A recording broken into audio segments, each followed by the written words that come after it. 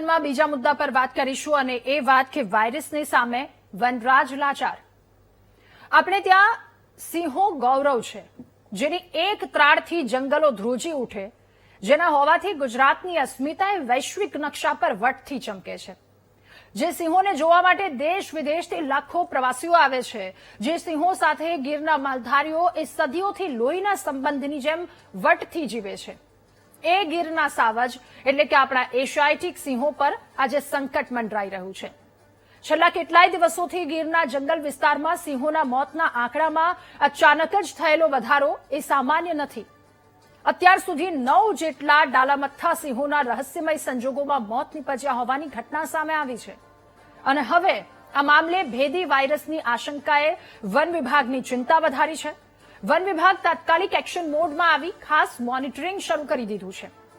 અરણ્ય ભવન ખાતે પીસીસીએફ ડોક્ટર જયપાલસિંહ કે જેમણે જણાવ્યું, મૃત સિંહોમાં ભેદી વાયરસના લક્ષણો જોવા મળ્યા છે. ખાસ કરીને સીડીવી એટલે કે કેનાઇલ ડિસ્ટેમ્પર વાયરસની શક્યતાઓ દેખાઈ રહી છે, પરંતુ એ ચોક્કસ કહી શકાય એમ નથી. કોઈ બીજો વાયરસ પણ હોઈ શકે. સિંહોના સેમ્પલ લેવામાં આવ્યા છે. અંદાજે 1 સપ્તાહ બાદ રિપોર્ટ આવશે અને પછી જે વાત સ્પષ્ટ થશે કે ગીરના સિંહોમાં ફેલાતી આ બીમારી કેટલી ગંભીર છે. પરિસ્થિતિની ગંભીરતાને ધ્યાને રાખી વન વિભાગે સાવચેતીના પગલાં પણ શરૂ કર્યા છે. હાલમાં 17 જેટલા સિંહોને ક્વોરન્ટાઇન કરી દેવાયા છે. આ સંક્રમણ વધુ ન ફેલાય એ માટે સિંહોને સતત મોનિટરિંગ હેઠળ રાખવામાં આવી રહ્યા છે. વન વિભાગ અને વેટરનરી ટીમ દિવસ અને રાત સિંહોની સારવારમાં લાગી છે. હવે બીજી તરફ આ સમગ્ર મામલાની વચ્ચે કરાર આધારિત જે વેટરનરી ડોક્ટરો એવો સામૂહિક રાજીનામાની ચર્ચાએ પણ ગરમાવો પકડ્યો છે. એક સાથે 12 જેટલા ડોક્ટર કે જેમણે રાજીનામું આપ્યું છે. એક તરફ આ મુશ્કેલી છે. જોકે હાલ વન વિભાગનું એવું કહેવું છે કે સારવાર અને મોનિટરિંગમાં કોઈ પણ ખામી ન રહે એ માટે જરૂરી તમામ વ્યવસ્થા કરવામાં આવી રહી છે. હાલની સ્થિતિ શું છે? જો આ વાયરસ છે, આ સંક્રમણ છે, તો એ કેટલું ભયાનક, કેટલું ગંભીર સિંહો માટે છે, અને જે ક્વોરન્ટાઇન કરવામાં આવ્યા છે એમની દેખભાળ, એમની શું પરિસ્થિતિ છે, આગામી સમયમાં શું પગલાઓ લેવામાં આવશે કે આપણું ગૌરવ સમા આપણા સાવજ કે જેમના માથેથી આ સંકટ આવ્યું છે એ ટળી શકે. અનેક સવાલોની સાથે કરીશું આ મહામંથનનો બીજો મુદ્દો, વાયરસની સામે વનરાજ લાચાર.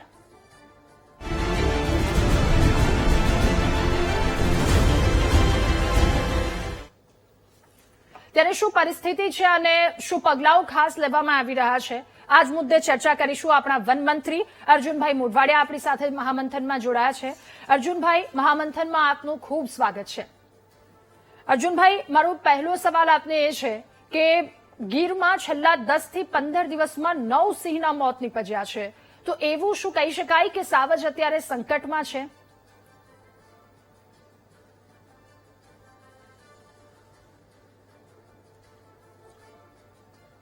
જી અર્જુનભાઈ, અવાજ આવી રહ્યો છે?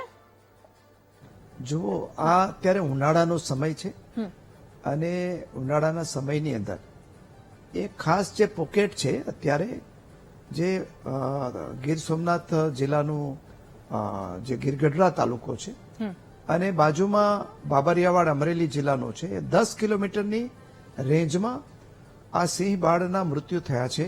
એ વાત સાચી છે. અને જેવા પેલા 2 બાળ સિંહ બાળના મૃત્યુ થયા એટલે જે પ્રાથમિક ઓબ્ઝર્વેશન હતું કે કદાચ આ સિંહના મૃત્યુ છે બેબીસિયા નામના વાયરસથી થયા હોય એવાની સંભાવના છે. એટલે તુરંત જ આપણે વેટરનરી ડોક્ટરો અને ફોરેસ્ટનો ફ્રન્ટલાઇન સ્ટાફ અને સિનિયર અધિકારીઓ ત્યાં પહોંચી અને પહેલા ડાયગ્નોસિસ કરવાની કોશિશ કરી. સેમ્પલ લેવામાં આવ્યા છે અને એ સેમ્પલ આપણું જે ગાંધીનગરનું ગુજરાત બાયોટેકનોલોજી રિસર્ચ સેન્ટર છે ત્યાં સેમ્પલ મોકલવામાં આવ્યા છે. એ સેમ્પલનું જ્યારે કન્ફર્મેશન આવશે ત્યારે સાચી પરિસ્થિતિની ખબર પડશે. પરંતુ પ્રાથમિક રીતે જે પહેલી નજરે એવું માનીને સારવાર કરવામાં આવે છે કે કદાચ આ બેબીસિયા વાયરસ હશે, જે ઈતરડી નામનું એક જંતુ આવે છે જે પશુઓને, આપણા ખેડૂતોના પશુઓનામાં પણ જોવા મળે છે અને સિંહની અંદર પણ જોવા મળે છે. એ વાયરસ એના મારફત ફેલાતું હોય છે. એટલે પ્રિવેન્ટિવ કામગીરી આપણે એ કરી રહ્યા છે કે આપણે આ જે જે ઈતરડી છે એને ડીટિકિંગ કરવાની એટલે બહાર કાઢવાની પ્રક્રિયા છે એ બધા સિંહોમાંથી ચાલી રહી છે અત્યારે. અને જે આ 10 કિલોમીટરનો વિસ્તાર છે જ્યાં સિંહ બાળના મૃત્યુ થયા છે તેના જે સિંહ છે એને આઇસોલેટ કરવામાં આવ્યા છે અને એના ઉપર પ્રિવેન્ટિવ મેઝર લઈને એને બીજાને સ્પ્રેડ ન કરે એટલા માટે અલગ કરવામાં આવ્યા અને એની પ્રિવેન્ટિવ સારવાર જે છે એ પગલાં જે જરૂરી પગલાં છે એ લઈ રહ્યા છે. અત્યારે આપણા જે ખાસ કરીને આપણી જુનાગઢની મેડિકલ કોલેજ છે, વેટરનરી કોલેજ છે, એ વેટરનરી કોલેજના વેટરનરી ડોક્ટરો, આપણા વન વિભાગના સિનિયર અધિકારીઓ, એનો ફ્રન્ટલાઈન સ્ટાફ, ટ્રેકર અને આપણે ગાંધીનગરથી એક ખાસ અધિકારી તરીકે આપણા principal chief conservator of forest BP પતિ છે એ ત્યાં અત્યારે કેમ્પ કરી રહ્યા છે. ઓકે અર્જુનભાઈ, વર્ષ 2018માં પણ બેબીસિયાથી 11 સિંહોના મોત નીપજ્યા હતા, ત્યારે પણ સંકટ હતું. આ વખતે એની તીવ્રતા શું છે, એનો ફેલાવો કેટલો છે, શું આપણે અંદાજો લગાવી શકીએ? અને અત્યારે આપણે કહી શકીએ નહીં કે આની તીવ્રતા છે કે નહીં અથવા તો રોગ છે કે નહીં, પરંતુ આપણે પ્રિવેન્ટિવ મેઝર લઈ રહ્યા છે 2 પ્રકારના વાયરસથી. એક બીજી જો બીસીબી નામનો એક વાયરસ છે, એ વાયરસ પણ આપણને આ નુકસાન કરતો હોય છે, અને બીજો આ વાયરસ છે એ બેબીસિયા છે. એ બંને વાયરસને અટકાવવા માટેના જે પગલાઓ છે, પ્રિવેન્ટિવ મેઝર છે, એ આપણે અત્યારે લઈ રહ્યા છે. ઓકે, સિંહોના મોત વચ્ચે ફોરેસ્ટના 12 વેટરનરી ડોક્ટરના રાજીનામા પડ્યા છે, તો આની કેવી રીતે કાઉન્ટર કરી રહ્યા છે? શું આનાથી સિંહોની દેખભાળ પર કોઈ પણ પ્રકારની અસર પડવાની શક્યતાઓ દેખાઈ રહી છે? નહીં, આપણે પહેલા તો હું આપને કહી દઉં કે જ્યારે ગુજરાતમાં આપણા યશસ્વી પ્રધાનમંત્રી નરેન્દ્રભાઈ મુખ્યમંત્રી હતા ત્યારે એણે ગીરના સિંહોના સંવર્ધન માટે અને કન્ઝર્વેશન માટે એ ખૂબ પ્રયાસો કરેલા, અને એને કારણે આજે સિંહની વસ્તી સતત આપણે ત્યાં વધતી રહી છે. જ્યારે પ્રધાનમંત્રી તરીકે નરેન્દ્રભાઈ વરાયા એના પછી પહેલી વખત આપણે ત્યાં ગીરની અંદર જ નેશનલ વાઇલ્ડ લાઇફ બોર્ડની મિટિંગ પ્રધાનમંત્રીશ્રીએ પોતે જ બોલાવી, અને પ્રધાનમંત્રીશ્રીએ જે આપણી બિગ કેટ છે 7 પ્રકારની, જે બિલાડી કુળના મોટા પ્રાણીઓ જે ગણાય છે 7, એ 7 પ્રાણીઓ માટે ઇન્ટરનેશનલ બિગ કેટ એલાયન્સ બનાવ્યું, અને એમાં અનેક દેશો આપણે ત્યાં એના સભ્યો બન્યા, અને એનું હેડક્વાર્ટર પણ આપણે ત્યાં દિલ્હીમાં રાખવામાં આવ્યું છે. એ ઇન્ટરનેશનલ બિગ કેટ એલાયન્સની મિટિંગ પણ આપણે પ્રધાનમંત્રીશ્રીએ મિટિંગની એની કોન્ફરન્સ, આંતરરાષ્ટ્રીય કોન્ફરન્સ પણ સાસણમાં યોજવામાં આવી, અને એમાં જે આપણા આફ્રિકન દેશો સહિતના જે નિષ્ણાતો આવ્યા હતા, એને આ આપણી જે કન્ઝર્વેશન સિસ્ટમ છે એના ભારોભાર વખાણ કર્યા હતા. ઉપરાંત પ્રધાનમંત્રીશ્રીએ 1000 કરોડ રૂપિયાના ખર્ચે પ્રોજેક્ટ લાયનની શરૂઆત કરી છે, અને એની આ પ્રકારના ડિસીઝ ના આવે, એનું કન્ઝર્વેશન સારી રીતે થાય, આખો જે ગીર મેનેજમેન્ટ પ્લાન બરોબર થાય, અને એનો જે સેકન્ડ હોમ બરડા સેન્ચ્યુરી છે એ પણ ડેવલપ થાય, એ આ બધા પ્રોજેક્ટ લાયનની અંદર આપણે સમાવેશ કરવામાં આવ્યો છે. જ્યાં સુધી આ જે વાઇલ્ડ લાઇફ ને બચાવવા માટે અને સારવાર માટે અત્યારે જે ડોક્ટરો છે એ કોન્ટ્રાક્ટ ઉપરના ડોક્ટરો મિત્રો છે, અને એ આપણે એક વાઇલ્ડ લાઇફની અંદર એટલે વન વિભાગની અંદર પણ એક વેટરનરી ડોક્ટરોની ડેડિકેટેડ કેડર ઉભી થાય, એ માટે પણ પ્રધાનમંત્રી શ્રીની પહેલથી આપણે ગુજરાતની અંદર આપણા ગુજરાતના લોકપ્રિય મુખ્યમંત્રી ભૂપેન્દ્રભાઈ પટેલે નિર્ણય કર્યો છે કે આપણે આપણી પોતાની કેડર બનાવવી જોઈએ, અને એ પ્રમાણે આપણે વન વિભાગના ની અંદર કાયમી વેટરનરી ડોક્ટરો ભરાય એના માટે જાહેરાત પણ આપવામાં આવી છે, ને એ ભરવાની પ્રક્રિયા પણ આપણે ત્યાં શરૂ કરી દેવામાં આવી છે. અર્જુનભાઈ, સિંહોને ટ્રેક કરવામાં કરોડો રૂપિયા વન વિભાગ ખર્ચી રહ્યું છે, તો એનો ફાયદો કેટલો થયો છે? આ સંકટમાં કેટલું કામ આવી રહ્યું છે?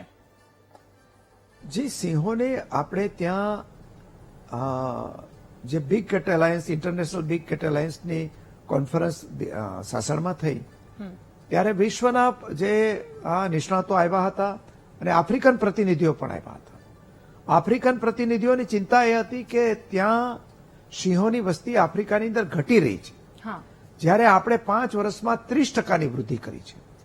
એટલે આપણે ત્યાં વન વિભાગના પ્રયાસો છે, પ્રધાનમંત્રીશ્રીનું માર્ગદર્શન છે, આદરણીય ભૂપેન્દ્રભાઈ પટેલ છે, એના નેતૃત્વની અંદર આપણે અનેક પગલાઓ લીધા છે અને એને કારણે આ વસ્તી વધી છે.